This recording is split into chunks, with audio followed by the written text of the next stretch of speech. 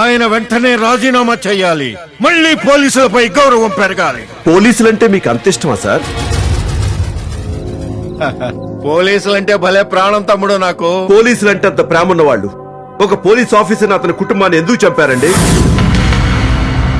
మీ రాజకీయాలకు ఎలా బలి చేశారండి? చాలా తప్పుగా మాట్లాడుతున్నావు తమ్ముడు. నేను పోలీసులు చంపటం ఏంటి? విమర్శించడానికో హద్దు ఉండాలి. సాక్ష్యంతో మాట్లాడండి. సాక్ష్యంతోనే వచ్చాను. మీకు చెంచాగిరి చేసినందుకు నన్ను బట్టలు తీసి చెప్పి పెట్టుకొట్టి నన్ను ఒక సిన్సియర్ ఆఫీసర్ గా మార్చాడే ఆ సర్కిల్ ఇన్స్పెక్టర్ మహేష్. మీ పొలిటీషియన్ చంకనాకినందుకు మా పోలీసులు ఉతికారేశాడే ఆ సర్కిల్ ఇన్స్పెక్టర్ మహేష్. మీరు ఎమ్మెల్యేగా ఉన్నప్పుడు లంగా పనులు చేసినందుకు మిమ్మల్ని రాజకీయ సన్యాసం చేయించాడే ఆ సర్కిల్ ఇన్స్పెక్టర్ మహేష్. బతికే ఉన్నాడు, సాక్ష్యంగా ఉన్నాడు, ఎక్కడే ఉన్నాడు చూర్ర.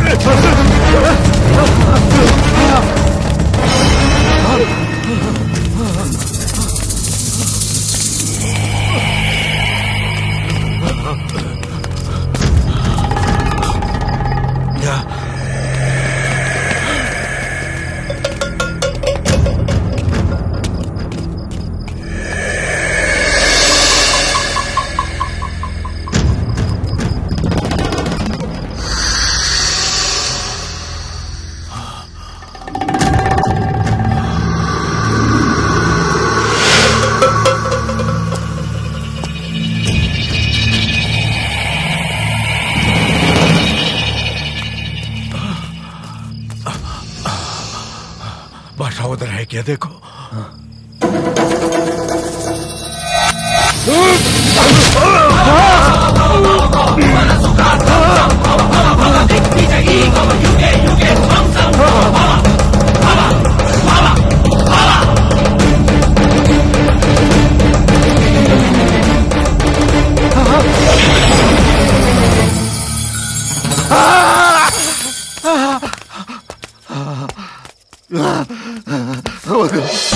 వద్దు.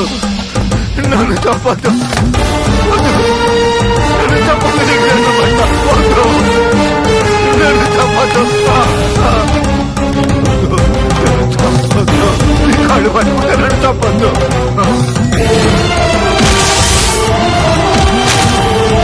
నన్ను చంపొద్దు.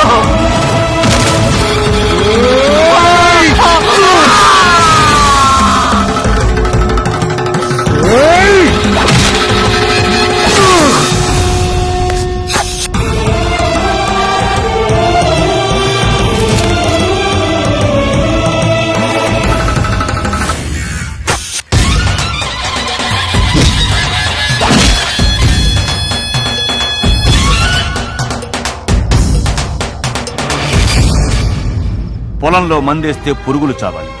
ఎంత పురుగు చస్తే అంత ఎక్కువ పంట పండుతుంది. నీ మూలంగా సమాజంలో ఎన్ని పురుగులు చచ్చాయన్నది పక్కన పెడితే అలాంటి ఆలోచన విధానానికి శ్రీకారం చుట్టినందుకు నిన్ను మనస్ఫూర్తిగా అభినందిస్తున్నాను. థ్యాంక్స్ అయ్యా. థ్యాంక్స్ చెప్పి మళ్ళీ మీ రాజకీయ నాయకులు చెడ్డ పనులు చేయకండి సార్. ఈ సొసైటీ బాగుపడాలంటే ఏ ప్రభుత్వానికైనా 2 నాలుకలు 2 పాలసీలు ఉండకూడదు సార్. దానివల్ల ప్రజలు పోలీసులు చెడిపోతున్నారు. చట్ట విరుద్ధమైన పనులు చేసే వాళ్ళని శిక్షించమని మీరే చట్టం చేస్తారు. మళ్ళీ మీ రాజకీయ నాయకులు దాన్ని అమలు కాకుండా చేస్తారు. కోడి పందాలు చట్ట విరుద్ధం అంటారు. కోడి పందాలు ఆడే వాళ్ళని అరెస్టు చేస్తే వాళ్ళు ఎమ్మెల్యే గారికి ఫోన్ చేస్తారు. ఎమ్మెల్యే గారు పండగ కదా వదిలేండి పోలీసులకు ఫోన్ చేస్తారు. వ్యభిచారం చట్ట విరుద్ధం అని చట్టం తెచ్చారు. లాడ్జి మీద రైడ్ చేసి వ్యభిచారం చేస్తున్న వాళ్ళని అరెస్టు చేస్తే ఆ లాడ్జి మా పార్టీ వాళ్ళది కాదు, ఇదంతా ప్రతిపక్షాల కుట్రని కొట్టిపారేస్తారు. అసలు మీరు చట్టం చేయడం ఎందుకు, పోలీసుల్ని ఫుట్బాల్ ఆడడం ఎందుకు? అలాంటప్పుడు చట్టాలు ఎత్తేయండి సార్. హాయిగా కోడి పందాల దగ్గరికి వెళ్ళి మేము కూడా ఎంజాయ్ చేస్తాం. వ్యభిచారం చేసేటప్పుడు గొడవలు జరగకుండా లాడ్జికి వెళ్ళి బ్రోకర్లు అక్కడే పడుంటాం. పోలీసులు అయితే మీ రాజకీయ నాయకులు కుక్కల కంటే హీనంగా తయారు చేస్తున్నారు. ఎవరు అధికారంలో ఉంటే వాళ్ళకు అనుకూలంగా పనులు చేయించుకుంటున్నారు. తప్పుడు కేసులు పెట్టిస్తున్నారు. ఫలానా పోలీసు ప్రతిపక్షంలో ఉన్నప్పుడు మన మాట వినలేదని అధికారంలోకి రాగానే ఆ పోలీసుల్ని ట్రాన్స్ఫర్ పేరిట ఎక్కడికెక్కడికో విసిరిపారేస్తున్నారు. పాలసీ పేరుతో లూప్ లైన్ లో పడేస్తున్నారు. కొంతమంది రాజకీయ నాయకులైతే వాళ్ళ కులానికి సంబంధించిన పోలీసు అధికారుల్ని వాళ్ళ జిల్లాల్లో వాళ్ళ నియోజకవర్గాల్లో వేయించుకుని మచ్చ లేకుండా పనిచేయాల్సిన మా పోలీస్ డిపార్ట్మెంట్ కి కులం పిచ్చి రాజకీయ పిచ్చి పట్టిస్తున్నారు. ఇది ఇలాగే జరిగితే పలుకుబడి ఉన్నవాడు రాష్ట్రాన్ని చిల్లర కొట్టుగా మార్చి సిగరెట్లు పాన్ పరాగులు కొనుక్కున్నట్టుగా మమ్మల్ని కొనుక్కుంటారు సార్. సార్ దయచేసి రాజకీయాల్ని ప్రజాసేవకు మాత్రమే ఉపయోగించండి సార్. సార్ పోలీసులు ఒక్కరోజు డ్యూటీలో లేకపోతేనే సాక్షాత్తు ముఖ్యమంత్రి మన పోలీసుల దగ్గరికి పరిగెత్తుకుంటూ వచ్చారు. అంత విలువైందండి మన పోలీస్ డిపార్ట్మెంట్. మనం మాత్రం ఫలానా స్టేషన్ కి ఫలానా ఎస్ఐని అయ్యిండి అని చెప్పి ఎమ్మెల్యే కాళ్ళు పట్టుకుంటాం. రాజకీయ నాయకులకు సేవ చేయటం మానేసి ప్రజలకు సేవ చేయండి సార్. చూడండి, ఎమ్మెల్యే కంటే మంత్రి గొప్పవాడు, మంత్రి కంటే ముఖ్యమంత్రి గొప్పవాడు, ముఖ్యమంత్రి కంటే ప్రధాని, ప్రధాని కంటే రాష్ట్రపతి గొప్పవాడు, ఆ రాష్ట్రపతి కంటే గొప్పవాళ్ళు ప్రజలు. మీరు ఎంత గొప్పగా బతికితే ప్రజాస్వామ్యానికి అంత గొప్ప భవిష్యత్తు ఉంటుంది. సార్ నేనెన్నో మంచి పనులు చేశానని పొగిడారు. పొగడ్తలు కాకుండా నాకు బహుమతిస్తారా? మా అందరి భవిష్యత్తు గురించి ఆలోచించిన వాడివి. నీకు బహుమతేంటయ్యా? ఏదైనా ఇవ్వచ్చు, అడుగు.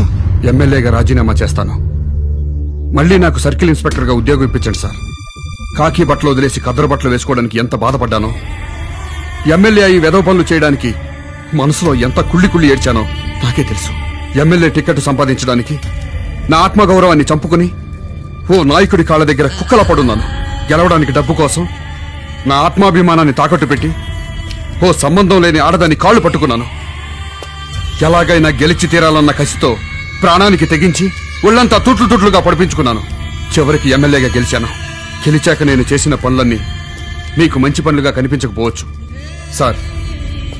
ఓ ఆడది బట్టలోడు తీసుకుని క్యాబరే చేస్తుంటే కళ్ళప్పగించి చూసే క్యారెక్టర్ కాదు సార్ నాది. కానీ నేను అలా చేస్తేనైనా ఇలాంటి సిన్సియర్ ఆఫీసర్లు రియాక్ట్ అవ్వకపోతారన్న చిన్న ఆశ. ఈయన రియాక్ట్ అయ్యారు, నేను సక్సెస్ అయ్యాను. సార్ నేను దేవుళ్ళని నమ్మే మన పోలీసుల్ని ఈ ప్రజలతో కొట్టించాను. దానికి నా మనసులో ఎన్ని వేల సార్లు క్షమాపణలు చెప్పుకున్నానో నాకు తెలుసు సార్. అలా చేస్తేనే ఈ జనం మీద మీకు కోపం వస్తుందనుకున్నాను, వచ్చింది. మీరు రాజీనామాలు చేశారు. పోలీసు ఎంత గొప్పవాడో, పోలీసు సమాజానికి ఎంత అవసరమో, పోలీసు లేని సొసైటీ ఎలా ఉంటుందో అప్పుడు తెలిసొచ్చింది జనానికి, ఈ రాజకీయ నాయకులకి. ప్రత్యక్ష నరకం చూశారు. ఇవన్నీ తప్పులు కాదు సార్. శిక్షలు వేస్తూనే జనానికి, పోలీసులకి వాళ్ళ బాధ్యత గుర్తు చేశాను.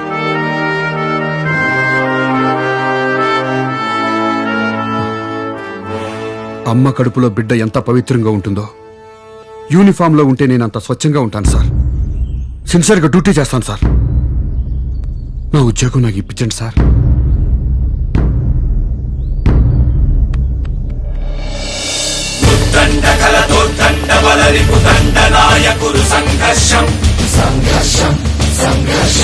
దౌర్జన్య బడ తర్జన్య శటగట భర్జనాయ గురు సంఘర్షం